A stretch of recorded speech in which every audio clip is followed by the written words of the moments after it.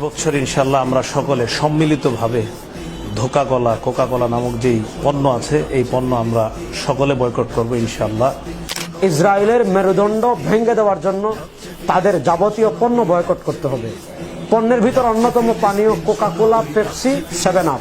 এই ঈদ হোক আমাদের বয়কটের মাধ্যমে কুফফার শক্তিদের, বিশেষ করে ইহুদিবাদীদের মেরুদণ্ড ভেঙে দেওয়ার ঈদ।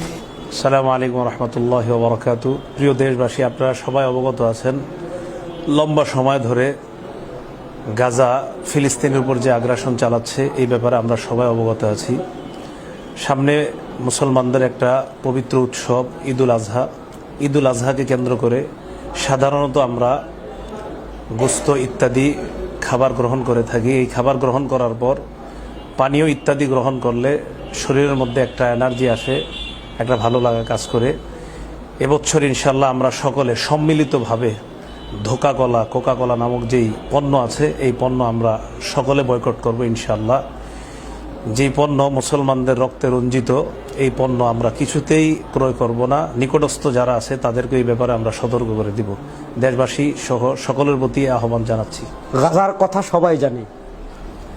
মুসলমানদের রক্ত ঝরানোর পিছনে ইসরায়েলকে আর্থিক যারা সহযোগিতা করছে তাদের ভিতর অন্যতম কোকা কোলা। আপনারা জানেন 1997-তে ইসরায়েল অফিসিয়ালি রাষ্ট্রীয়ভাবে কোকা কোলাকে সম্মাননা দিয়েছিল তাদেরকে আর্থিক সাপোর্ট দেওয়ার কারণে। ফিলিস্তিনে আমরা যেতে পারছি না, গাজায় আমরা যেতে পারছি না। আমাদেরকে কি করতে হবে? ইসরায়েলের মেরুদণ্ড ভেঙে দেওয়ার জন্য তাদের যাবতীয় পণ্য বয়কট করতে হবে। পণ্যের ভিতর অন্যতম পানীয় কোকা কোলা, পেপসি, 7 আপ। এই ঈদ ত্যাগের ঈদ। এই ঈদে আমাদের মুসলমানদের প্রতিজ্ঞা হবে আমাদের জীবন চলে যেতে পারে, কোকা কোলা, পেপসি, 7 আপ আমরা খাবো দূরের কথা, স্পর্শ করব না। গাজা, রাফা সহ গোটা ফিলিস্তিন জুড়ে যে হত্যাযজ্ঞ চলছে, ইতিহাসে তার কোনো নজির খুঁজে পাওয়া যায় না। আজ আমরা যখন ঈদের আনন্দে আনন্দিত হচ্ছি, ঠিক ওই সময়ে আমাদের ভাইদের রক্ত নিয়ে খেলছে ইহুদিবাদীরা। এই সময় আমাদের জেগে ওঠার সময়, তাদের বিরুদ্ধে, তাদের আগ্রাসনের বিরুদ্ধে সর্বাত্মকভাবে নিজেদের ঝাঁপিয়ে পড়ার সময়। কিন্তু আফসোস যে আমাদের অপারগতা, আমাদের অক্ষমতা। তাই আসুন, যতটুকু সাধ্য সক্ষমতা আছে আমরা ইহুদিবাদী, জায়নবাদী এই কুফরি শক্তির কোমর ভেঙে দেওয়ার জন্য, অর্থনৈতিক মেরুদণ্ড ভেঙে দেওয়ার জন্য আমরা চেষ্টা করি।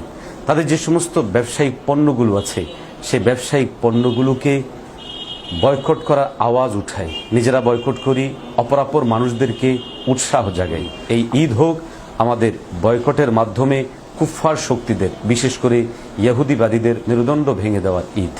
আল্লাহ আমাদেরকে তৌফিক দান করুন। পৃথিবীর অন্যান্য অমুসলিম দেশগুলোতে পর্যন্ত, এমনকি খোদ আমেরিকাতে পর্যন্ত এই মানব ইতিহাসের ন্যাক্কারজনক বর্বরচিত অসভ্যতা, এটার বিরুদ্ধে সেখানে যেরকম মানুষ ফুঁসে উঠেছে, মানুষ যেরকম রাস্তাঘাটে বের হয়েছে এবং ইহুদি কোম্পানিগুলোকে যেভাবে বয়কট করেছে, আমার দেশে পর্যন্ত সেটা হচ্ছে না। আপনি জান, আমরা এখানে যারা আছি, আমার মনে হয় আমাদের বেশিরভাগ মানুষের বাসা বাড়ি চেক করলে, আমরা নিজেরা যদি নিজেদের বাসা চেক করি, আমরা দেখতে পাবো আমাদের বেডরুমে, আমাদের টয়লেটে, আমাদের কিচেনে, আমাদের প্রত্যেকটা রুমে ইহুদি প্রোডাক্ট দিয়ে ভরা। আমাদের পেস্ট, আমাদের সাবান থেকে নিয়ে প্রত্যেকটা আইটেমে প্রোডাক্ট, আমাদের ঘরবাড়ি ভরা, আমাদের অফিস আদালত ভরা।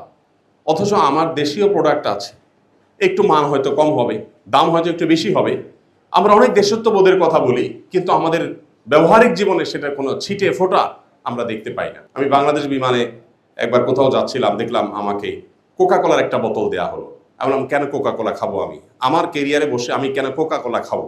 আমার দেশীয় ড্রিঙ্কস নাই, কেন আপনি সেটা দিবেন না? পরে আমি বললাম, এটা আমি প্রতিবাদ স্বরূপ খেলাম না, আপনি এটা নিয়ে যান, আমাকে সাদা পানি দেন। তো আমাদের দেশে এই কথাগুলো আপনাদের মুখ থেকে উঠে আসা দরকার, আপনাদেরকে বলতে হবে।